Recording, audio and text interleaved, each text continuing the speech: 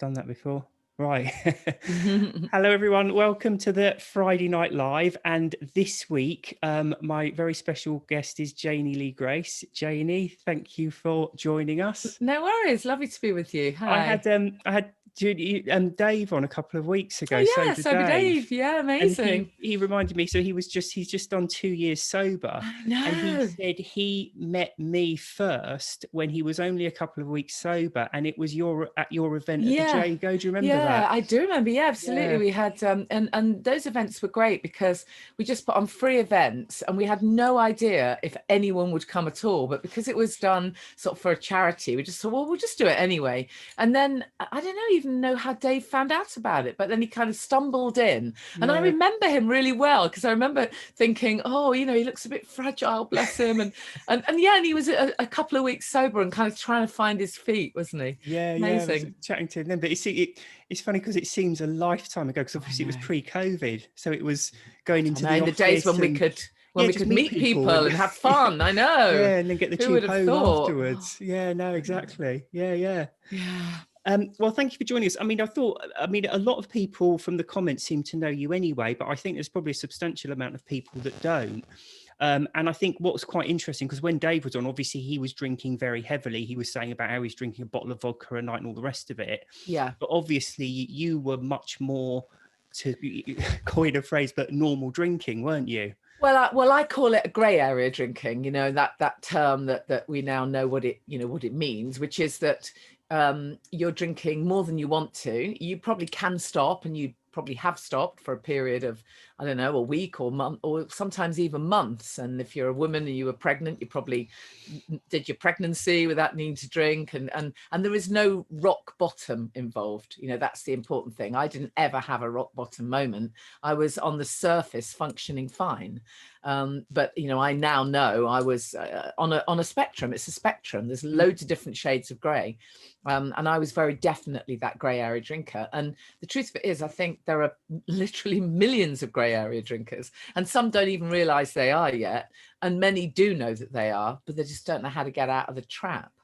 It's interesting, isn't it? Because I think years ago, the general idea was that drinking is actually quite good for you, and it's quite healthy, and it's quite fun, and it's only if you have a serious problem that it's in any way bad for you. But I think now we're sort of realizing that actually any alcohol consumption is not good for you.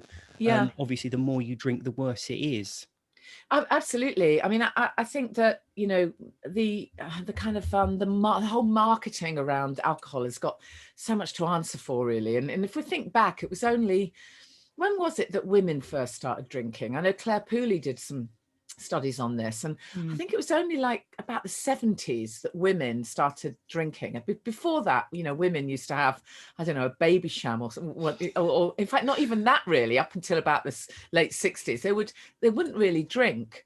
And then around the 70s, they would be, women would have their baby sham or their avocar or whatever those hideous drinks were. Yeah. And then suddenly we got into this kind of ladette culture, didn't we? And then women were Yeah. drinking just as much as men.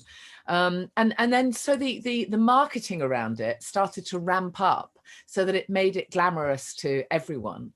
And of course, the reality is it's nonsense. There are no safe levels of drinking.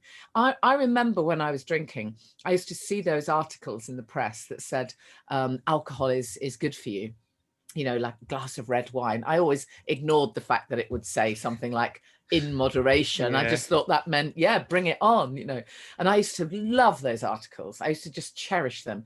And then every now and then there'd be one that would come out that would temper that. And I always remember years and years ago, I think was it Sally Baker, some health secretary at the time, actually was brave enough to come out and say, even 2 glasses of alcohol a day, certainly for women, increases your risk of breast cancer massively. And I remember being incensed by that article. I was furious. I just thought, how can she say such a thing, to upset women like that? And when I look back at it, what the hell? I'm relatively intelligent. I love researching stuff. I'm so into my health and well-being. And yet over this issue, I was just blindsided. I couldn't see it. I tried to find articles to back up to back up my view. And of course, there were plenty of them. But the reality is, I now know that we're all just saying that to delude ourselves, because there are no safe levels of alcohol, obviously. No. I remember one time someone posting on Facebook, and it was that typical thing, a glass of red wine is good for you. It does X, Y, and Z. And I went back to the group or the page that had posted it. And interestingly, it wasn't specifically anything to do with alcohol. They just posted articles. And the previous article, so this article was a glass of red wine is good for you. The nonsense, it helps you sleep, it's full of antioxidants, all this. And it had I don't know, several thousand shares and God knows how many thousand comments. And the previous article was an article about someone who was alcoholic and about their struggles with alcoholism. And it had 3 or 4 comments and no shares. So to be fair, I always kind of think, to be fair to the press, they need articles that people are going to read and engage with. And a lot of people don't want to see articles telling them that their favorite pastime is bad for them. Yeah, I mean, it's very true. And of course, we know that things are changing. That's the good news. Things are starting to change. But certainly up until not that long ago, there was this perception that there are just 2 types of drinkers. And that perception goes all the way through the medical profession as well. So, the perception is, okay, there's those at rock bottom, as we were talking about, and those people need help, and they're clinically dependent, and they really need support and rehab and all the rest of it. And then there's everybody else. And everybody else are just happy social drinkers. And what do you mean you can't hold your beer? How ridiculous. And that's what keeps people in the trap. Because when I was drinking too much, I knew that something was wrong. I mean, I tried not to admit it, but I woke up at 3 a.m. knowing that something was wrong. And yet I also knew that I absolutely didn't fit that stereotype of not being able to function. Nobody else knew there was a problem, and I was functioning fine. I didn't really even have a hangover, such was my tolerance. But so I didn't fit that profile. So therefore, I just thought there must just be something wrong with me, that I was just this rubbish person who just had no willpower and was just so pathetic because I couldn't handle it the way seemingly everyone else could. But of course, that's not the truth. Most people have these times when they're thinking, what the hell? I'm missing something here. I'm caught in this alcohol trap, and that's why I always say to people, don't ask yourself, oh, I'm worried, am I drinking too much, or is it okay? Because if you rock up to a GP, many of them will probably say, sounds fine. That's what they said to me when I dared to ask them. Sounds perfectly normal. So don't ask yourself that question. Ask yourself, could your life be better physically and emotionally without any? What was your, because I mean, you had quite an interesting background, because you're from quite a showbiz background, aren't you? Was that? Well, I don't know about showbiz. I've been in the media for years. Yeah. Tell us a bit about that. And I mean, that's perceived as being a kind of a heavy drinking culture. Is that right? Or yeah, very, very much so. But I mean, having said that, I think most cultures are, in fairness, aren't they? But yeah, definitely in the music biz. I was a singer for years, and I was a backing singer with Wham on all their tours, and lots of other bands. I worked with Boy George and loads of bands, and I had my own tracks. So I was very much in the music biz, and alcohol was absolutely everywhere. And then I worked in radio and TV stuff. I remember working at Virgin Radio when they first started, and we were in the pub every lunchtime, with just every day.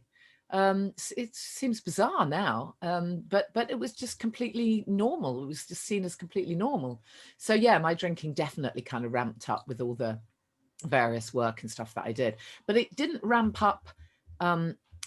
It got much worse, let me put it that way, once I had kids. Actually, that was really when it got so much. Because you become, it's that sort of mummy culture, daddy, white parenting thing of suddenly you've got more stress on your hands than you can ever have imagined, particularly if you're trying to hold down jobs and stuff as well. And suddenly, you get this idea that, oh, that's what will make me feel grown up again after I've had a day trying to deal with kids. And that's when mine ramped up, when, far more so than being on tours, actually. I had a way of kind of, I had a little bit of an off switch in the early days, but by the time I had kids and was kind of I've got 4 kids, and by the time I was we moved house and lived quite near a deli where I could get, a glass of wine, and that was my me time. And that's when it really ramped up. I found exactly the same with kids. I think I kind of struggled a bit with the transition into parenthood anyway. But I think, I don't know if you found the same, but I think having children in a way, to me, shined a light on the ill effects a lot more. Because when I was single or newly married, or at least married without children, you could have quite a bit to drink on a Friday and then Yeah, it you have a wasn't a lie-in. problem. Yeah, Yeah. Saturday you just had a lie-in and then you sat around watching TV and you didn't really have to do anything. But when you're woken up 2 or 3 times in the night and then up at 5:30 Mm. running around after a toddler, you Mm. really start to think, this isn't doing me any good. No, I exactly. mean, how did you come to start to think, there's something not right here, I want to change it? Well, I mean, I think it happened over a long period of time for me, actually. I think I had as a typical grey area drinker, you know, to quote that phrase again, I definitely had times when I knew something had to change. And I stopped once for about 7 months, so quite a long time. I read Jason Vale's book, Kick the Drink Easily. And in fact, I went on a retreat. I went to one of the Jason Vale retreats and I came back and I felt so, you know, clean that I thought, well, I'm not going to put alcohol in my body. And I read the book and it did that thing that your books do, if you know what I mean.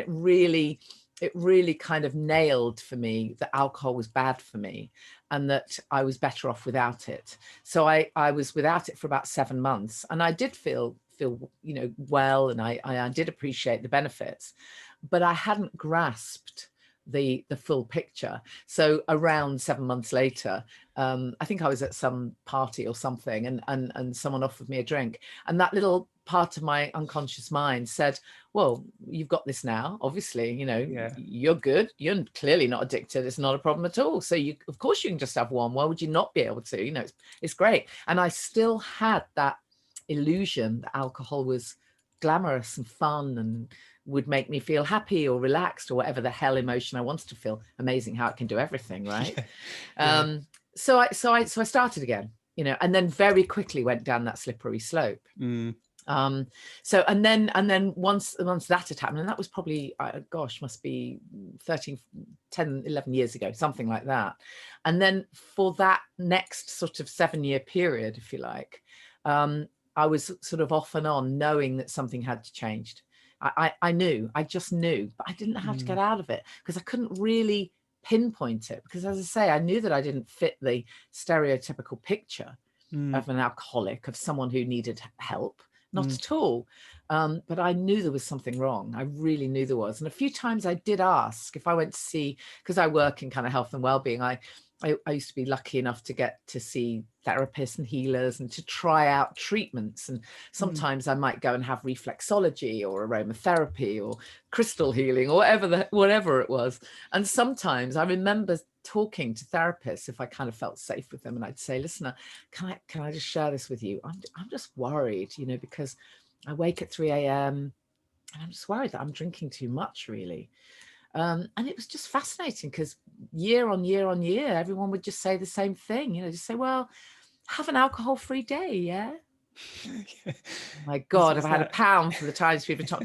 I mean, what? Just don't be ridiculous. Don't tell someone who has just, you know, it takes a lot to admit that this is going on. When somebody's taken that trouble to admit it, don't tell them everything's completely fine and just have an alcohol-free day. Clearly I didn't have an off switch, so I couldn't have an alcohol-free day. No, you know, and I didn't stop at one. I would just have one. The amount of people that used to say to me, well, if you're worried about it, just have one. Oh, yeah, wow. If I could do that, I wouldn't be worried about it. So it took a long time for it to sink in. And then, you know, as you probably know, it was sort of just over three years ago that I picked up Claire Pooley's book. I was given Claire Pooley's book because we were going to be interviewing her on radio. And that, I always laugh about that now because it was obviously my kind of cry for help, really. And I didn't know how it was going to be answered. And then the producer said to me, oh, here's a book that you've got a couple of weeks to read it because we're interviewing this woman when we come back in January. Now, when you work in radio, you're never given books to read 2 weeks in advance. You're lucky if you get them the night before. And I remember looking at this, it's called The Sober Diaries. And I thought, right, okay, that's a sign. And that was it. I think I knew when I saw the title that was going to be it. That was going to be it. Yeah. I just needed to know that there was a way, because I've never found a way. I hadn't been aware that there were other people just like me. And that was what Claire's book did, you know. She had a very similar experience. And that's why I've written my book, because I just so want people to grasp that you don't have to be at rock bottom before you stop. Yeah. Well, I was going to say, tell us about your book, because obviously I was lucky enough to read it anyway. Yeah, because you contributed some fab bits to it. Thank you. I really appreciate it, because I didn't want to have to do all that, you know, like scientific explanation stuff. I wanted you to do it. Tell us about that, because I mean, the thing I liked about it, and I think I mentioned this anyway, is that to me it felt like more than just a quick drinking book. It goes way beyond that. Because I think in many ways, Alcohol Explained, that's where it falls down a bit. It is just concentrated on the alcohol and ways to go about stopping.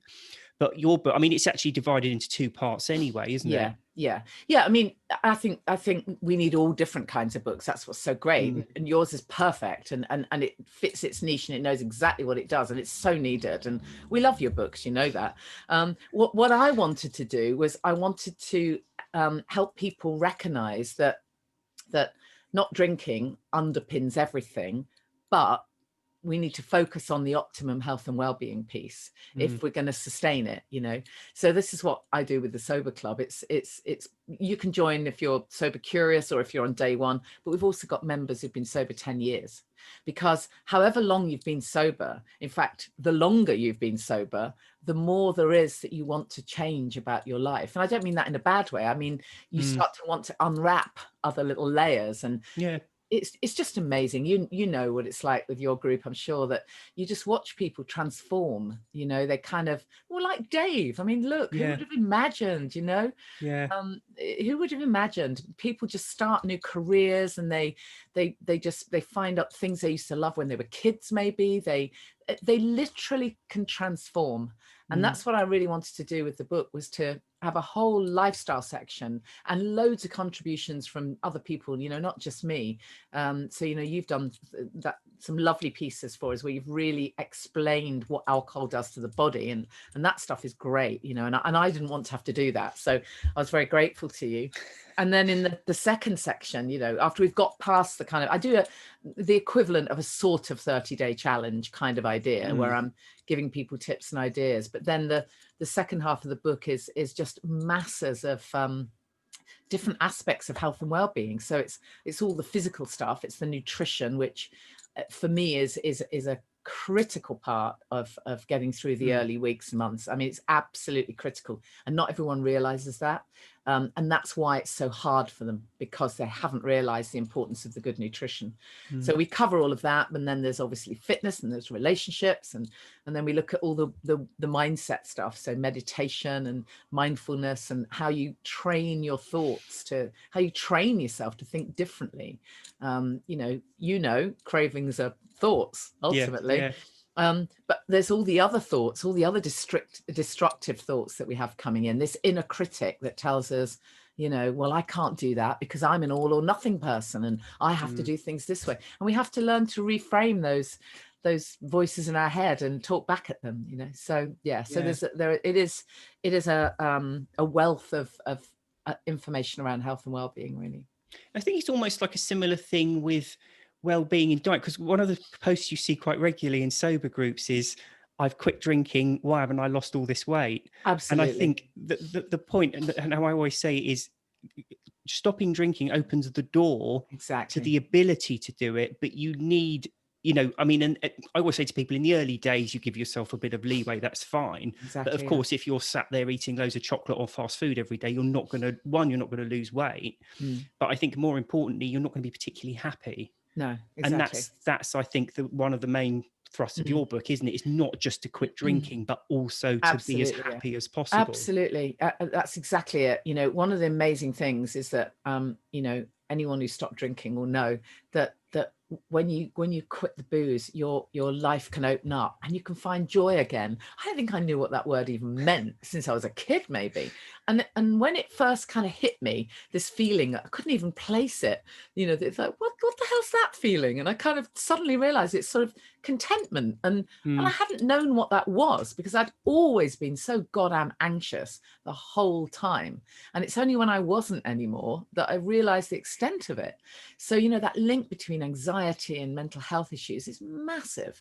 And of course, I'm not saying that just stopping drinking 100% cures everything, but it sure gives you a fighting chance of, as you say, being able to be more resilient and a springboard to do the things you want to do. But back on that weight piece, you know, just for a minute, this is, you know, one of the things I deal with a lot with different clients that I'm coaching or whatever. So many people think to themselves, okay, I want to lose weight. Well, they often think of the two things together. Okay, I want to stop drinking because I want to lose weight. So they launch straight in and try and do them both at once. So they start fasting or missing meals or whatever, having, you know, just hardly anything to eat, and they're not drinking as well. And by about week 3, they're crawling the walls. And literally, you know, it's because the brain chemistry is completely out of whack. You know, as you know, you talk about this, and the dopamine, the GABA, the serotonin doesn't know what the hell is going on when you stop the booze. It's quite a thing. Your body's got to recalibrate.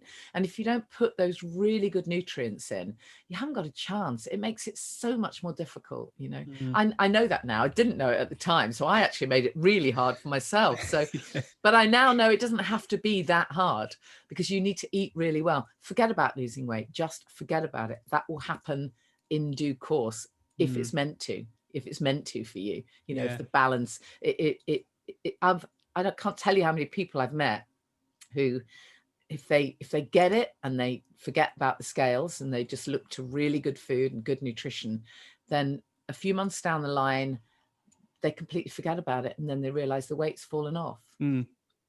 But by then, the interesting thing is they like themselves a lot more anyway. Which makes it easier, doesn't it? Exactly. Yeah. I often think of it as almost like one of those Russian dolls where you're kind of peeling off layers. And I think for a lot of people, well, most people, alcohol is that outer layer, and you can't move beyond it until you get that outer layer out the way. Because a lot of people, they almost say it's like an almost addictive personality, because I quit drinking and then I'm looking at the next thing to do and the next thing to do and the next thing to do. But for me, that's just natural. That's wanting to progress. But I think you're right. When you're drinking, you never get beyond that first thing. And when you do, it's almost like the floodgates open. And it's funny what you should say about what you were saying about rediscovering things, because I used to read 2000 AD, which is a comic, and I stopped reading it about the age when I started drinking. And I'd always just assumed that it was, you know, I'd grown up a bit and it was, you know, I'd found this much more enjoyable pastime. But actually, I've got back into it recently. And I think it's just having quit, you're just open to other things, aren't you? Oh, totally. It definitely, it's so inspiring watching people discover how, you know, what they used to love doing. Because of course, lots of people find that they've got time on their hands when they stop drinking. It brings in so much more time. You know, who knew there were 2 6 o'clocks in one day? You know, and you get to do stuff that makes you happy. You know, not just to fill you time, but to cheer you up. I mean, people become kinder when they ditch the booze as well, you know, which is amazing. And you're right, it absolutely underpins everything. I mean, I was kind of queen of health and well-being, sort of natural health. It's the work I've been doing for years. It's my thing, you know, it's absolutely my thing. And similarly with the meditation, with the mindfulness, you know, I did shows on Hay House Radio for years. I've interviewed just about every meditation guru there is. So on paper, you won't get any more. He's more versed in it all than me. But if you'd asked me, do I do it? Do I meditate? Hell no, don't be ridiculous. What, me sit with myself? Have you gone mad? You know, and the reason I now know, the reason I couldn't was because I wasn't really authentic. You know, I didn't like myself at all. And so, of course, I couldn't kind of sit in meditation, very uncomfortable, because there was this bloody great big elephant in the room. For years, you know, for years, I was talking about optimum health and well-being and mindset and spirituality, but I was tiptoeing around this huge elephant in the room that was alcohol. Nobody ever talked about it or called me out on it.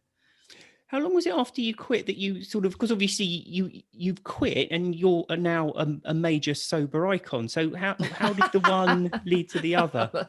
That'd be nice. Well, I mean, I'm doing a podcast and all of that, if that's what you mean. I didn't tell anyone for 3 months at all, apart from Claire, which I do not recommend, by the way. But I had such a sense of shame, which, you know, I now know it's a common thing. And that's just awful. Shame is like the lowest vibration, but I felt shame. Bizarrely, I didn't feel shame when I was drinking, but I felt shame when I stopped, and I couldn't bring myself to tell anyone. Anyways, I got through it. And then when I was, I think I was about 7 or 8 months when I felt that sense of joy. Basically, something really kicked in, and I got it. I really got it. I got that this is absolutely forever, and that why in God's name would I ever go back to drinking? I absolutely 100% knew that I would never do that again. Like, why would I? So I totally got it. I could absolutely feel such a massive change in me. And at that point, I thought, you know, I have to share this. How can I not? If I'm a kind of influencer in health and well-being, if I'm talking about health and well-being stuff all the time, how can I not share this piece? I just knew I had to. So the first thing I did was a video that I put out on YouTube, which I call my coming out story. I was so nervous. I was only talking to myself, but I was so nervous about that. Oh my God. I had no idea if I was going to get massively trolled or anything, you know, but I thought I've got to do it. Anyway, kind of nothing happened really. Nobody took any notice of it at all. And I thought, well, that's all right then. And so then I started the podcast when I was 1 year sober. So my podcast's coming up to 2 years old, which is really cool. Yeah. And then in the year after that, 2019, I did my TEDx talk. So that was really cool. Right, you did that? How was that? Yeah, that was so brilliant. Yeah, it was 2019. So yeah, anyone can watch that. It's only 12 minutes long, so that's worth a watch. Yeah. And then obviously I started the Sober Club in September 2019. So yeah, so I guess things have happened. I mean, I don't think I did anything too quickly. I mean, I always recommend you do get solid in your sobriety before you kind of, you know, don't run before you can walk. The Sober Clubs, it's the Facebook group, and you've got a website as well, haven't you? Yeah, I mean, the Facebook group is one part of it, but it's a real big member portal. When I say big, I don't mean big in numbers. I mean, in terms of the content we've got, it's actually very small, and it's a membership group. We've got just amazing content because we go across all different kinds of health and well-being, really. And then I get amazing experts in, and thank you. I know you've done stuff for us, and we try and look across. So there's something for everyone, really. So like last week, we had this amazing shaman doing a movement medicine meditation for us. So literally dancing.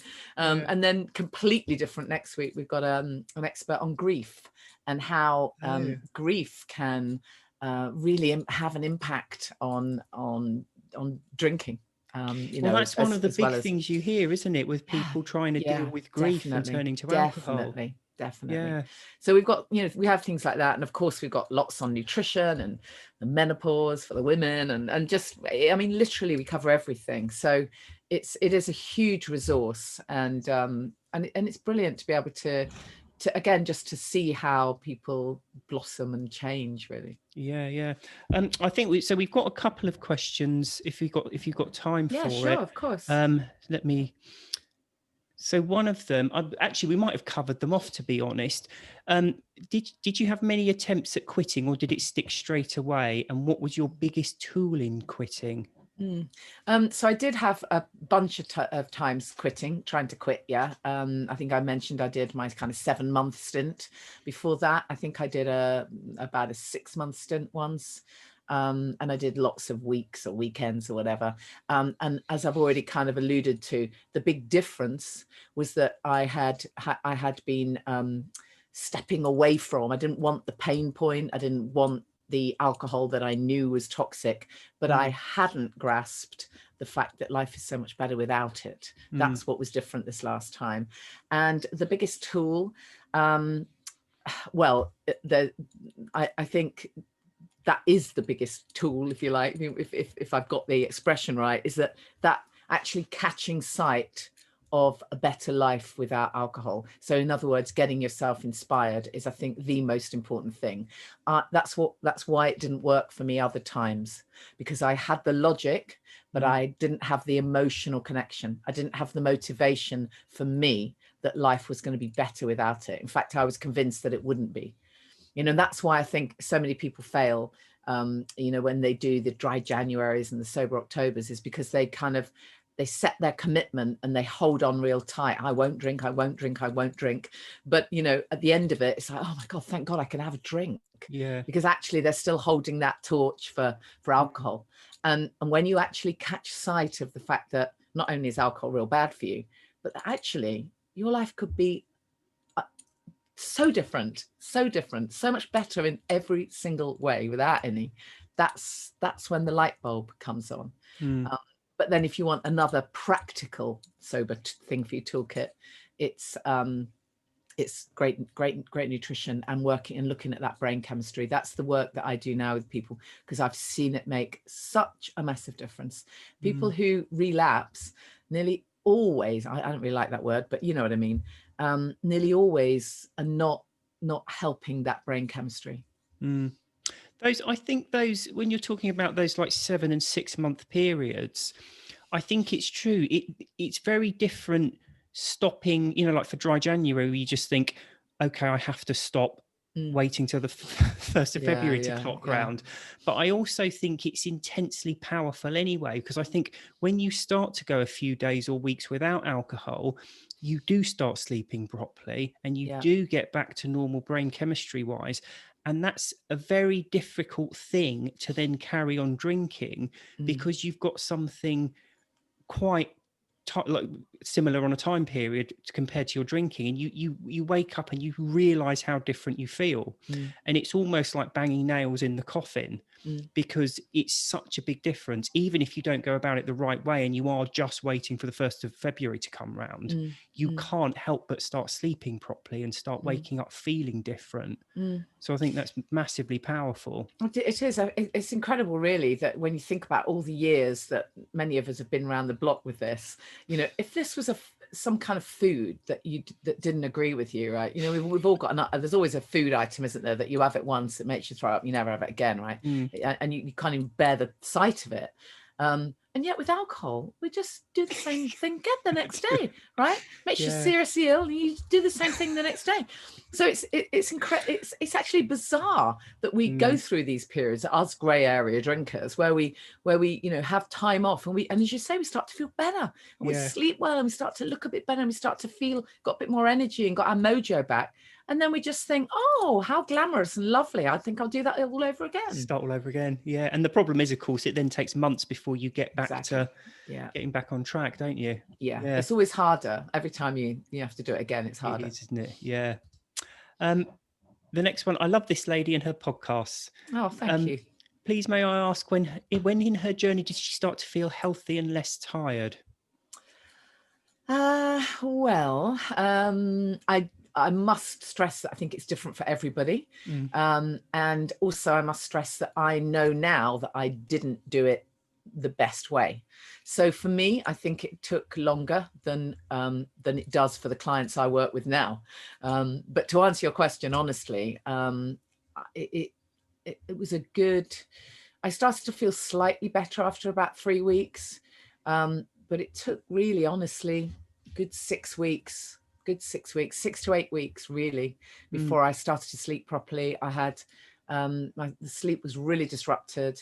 I also felt really kind of chaotic and ungrounded. There was this weird feeling going on. I didn't quite know who I was. I mean, understandably, you know, it's a massive thing if you've been drinking for years, right? Yeah. And so I had this just feeling of being quite exposed and I was very sort of on edge, very irritable, terrible mood swings. So I didn't get off to a great start. I really didn't. But there must have been enough to keep me on the path. Keep you ticking over. Yeah, to keep me going. So for me, I think a slight change around 3 weeks. I toned up a little bit. I didn't lose any weight, but I felt slightly more toned, so that was good.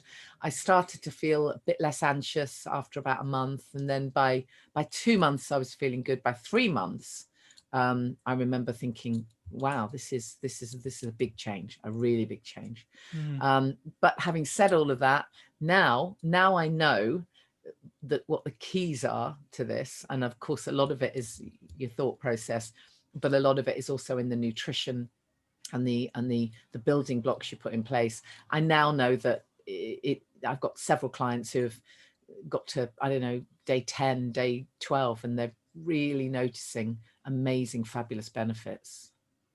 I don't know if you found a similar thing. When I was drinking, I'd always be ready to have a takeaway whenever it was suggested. It was my favorite food. Yeah. And I think it was around the 3-month mark, I started to like, it wasn't even like a conscious thing, but I just found that I wasn't eating as many takeaways. And heaven forbid it would be suggested in the house, should we get a takeaway? And I kind of be saying, no, I don't really fancy one. And that was around the 3-month mark. I remember thinking, that's not like me. That's very unusual. Yeah, I think you do get to a point where you start to want to be healthier generally. And that's what I see with Sober Club members, is that they get to a certain level and then they go, do you know what, I'm going to address my sugar thing that I've got going on now. Or do you know what, I'm going to do Couch to 5K, or I'm going to start a new challenge now, because now that I've ditched the booze, I'm starting to have more energy and see the possibilities, and things are opening up for me. That's a massive thing, isn't it? The energy, just having, the sleep impacts it. But I think this is a lot of the things, and this is what fascinates me when you see a glass of red wine is good for you, because what they sometimes say is it increases your heart rate. Like, that's a good thing. Wow. But alcohol does increase your heart rate, but it's not a good thing, because the faster your heart goes, the more you want to sit down and rest, which is one of many reasons why alcohol robs you of energy. Yeah. But I think that's so true. If you want to do exercise or something, again, cutting out alcohol is the key that then allows you to access that, if that's what you want to do. Yeah, absolutely. And any little challenge, people start all kinds of things that they suddenly find they've got. I mean, it's the clarity of mindset, actually. Even just getting stuff done, just getting chores done that you couldn't. I mean, I remember one of the, I booked a dental appointment. I mean, my God, I'd been needing to do it for months, but it's little things. As a parent, if you're parents, oh my God, the difference is amazing. You become present for your kids. I mean, I remember when I was about 3 or 4 weeks into ditching the booze, I got a call from my son who'd been working late or something and needed a lift, and it was like 1 a.m. Now, I would never have done that lift. No. I just happened to pick up the call, and in the past it would have been, well, you'd have to get a cab, and end of. and actually said, oh, I'll come and get you. And I remember I was crying with joy. I mean, I've kind of, the joy of that one has rubbed off a little bit now. But it was just amazing. My God, I could get in the car at 1 a.m. That's just amazing. Yeah. That's, I think, the thing with parenting, because as you know, mine are quite young. They're 9, 8 and 9. And I think for me, the two things you need more than anything are energy and patience. Yeah. And I think that was a big thing for me. That was, and this is how, when people say, oh, homeschooling in lockdown, it's really stressful, that's why I'm not going to stop drinking. Or, on the WhatsApp groups for the school, as soon as the lockdown was announced, everyone was saying, well, that's dry January out the window. And I was thinking, I can't imagine. I mean, it's difficult enough as it is, but I can't imagine doing it tired and even mildly hungover. I mean, it just doesn't bear thinking about. No, absolutely. I mean, I think this is the thing. It's like, I have to be careful because I'm so enthusiastic about all of this. I'm going to make people fed up. But the truth of it is, if people knew, once you know how different life is and how much better life is, you would never want to go back to that. No. I remember feeling so goddamn sluggish. And I mean, I'm a person with a lot of energy, and I always was, but I still look back and think, and I remember that by a certain time of the evening, that's it. I'm kind of done for. Yeah, totally. If I've had a busy day, it's like, God, I just need to go to bed. And I always remember that waking up was always a miserable experience, like waking up and trying to decide whether I feel a little bit hungover or a little bit sluggish, but whether I'd had awful lot or not the night before, I always felt crap every single day, every day. And that's hideous, isn't it? Yeah, Who wants to wake up spring feeling out like of that? bed feeling ready No, to face the day, do exactly. you? Whereas when you're sober, that's the norm. Yeah. Yeah. Got one last question. I'll be interested. It's a good question, actually. I'm quite looking forward to hearing your views on this. Can I ask you and Janey if you'll please make some effort to get the truth about alcohol and the damage it does to life into the last year of school curriculums of our schools? Yeah.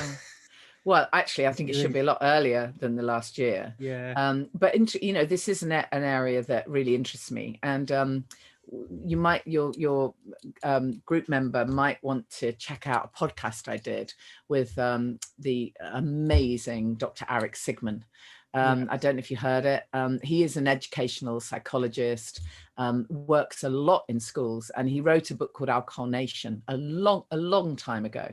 And interestingly enough, years and years and years ago, when I was drinking too much, and my older boys were, I don't know, they were probably 10 and 11, and they're now kind of 20, 21. So yeah, 10 years ago, Eric Sigman came to their school.